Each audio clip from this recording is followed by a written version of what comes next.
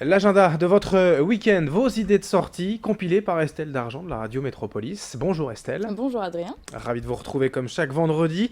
Et c'est le début des vacances scolaires, c'est donc l'ouverture de l'île Neige. Et oui Adrien, je sais que vous adorez le sport d'hiver. Oui. Alors l'île neige c'est pas vraiment la montagne, mais il va y avoir plein d'animations pour les petits, pour les un peu plus grands aussi. Des pistes de luge, des patinoires, des jeux gonflables, des parcours d'aventure. Le thème pour cette 10e édition à la gare Saint-Sauveur de l'île Neige, c'est cette année l'Alsace. Et pour ce week-end d'ouverture, il y aura de nombreuses animations avec par exemple des initiations aux gestes de premier secours gratuits.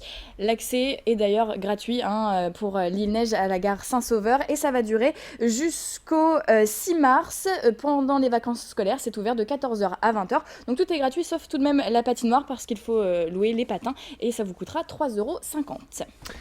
Une idée de sortie en plein air aussi, le zoo de Lille rouvre ses portes ce week-end. Il rouvre demain samedi, vous allez pouvoir profiter à nouveau du zoo de Lille, le zoo qui est toujours entièrement gratuit. Il y a 250 animaux qui vous attendent. Alors il y a eu quelques changements, les rhinocéros ont par exemple été remplacés par des rhinocéros plus jeunes, mais pas de nouvelle espèce pour ce week-end d'ouverture, il faudra attendre le printemps prochain. En tout cas ce week-end il y aura plein d'animations au zoo de Lille et puis pendant toutes les vacances scolaires également, plein d'animations avec par exemple des découvertes, des coulisses, des petits déjeuners également. Tout ça, donc c'est bien entendu complètement gratuit, le zoo de Lille à la Citadelle.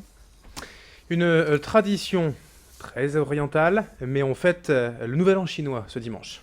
Lundi, c'est le début de l'année du singe. Alors, on va fêter ça dimanche. On va fêter ça à Wascal même. De nombreuses animations sont proposées à la salle des fêtes avec des découvertes, par exemple, des arts du thé, des initiations aussi autour de la culture orientale, des initiations à la calligraphie, à l'origami, des danses également, des démonstrations de tai chi. Tout ça, ça se passe donc dimanche de 10h à 18h à la salle des fêtes de Wascal. C'est 2 € l'entrée et c'est gratuit pour les moins de 12 ans.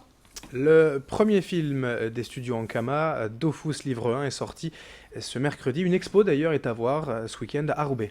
Oui, une exposition à découvrir à Tourcoing plutôt, c'est rue de Roubaix, donc une exposition autour de ce film qui vient de sortir, le premier film en effet de la société roubaisienne Ankama, une exposition qui met en scène vous allez voir des clichés qui mettent en scène des personnages de Dofus dans le quartier de l'Union, donc c'est à découvrir bien sûr gratuitement et c'est à découvrir jusqu'au 31 mars.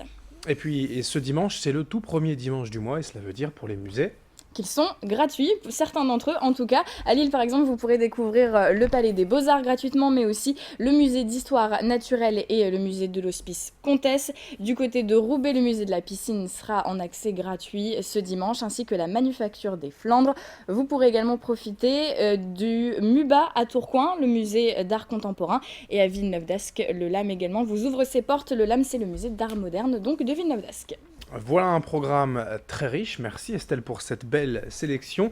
Je vous souhaite un bon week-end Bon week-end. et à la semaine prochaine. Merci à tous de nous avoir suivis. Avec Métropolis et Grand Lille TV, l'info continue dans un instant.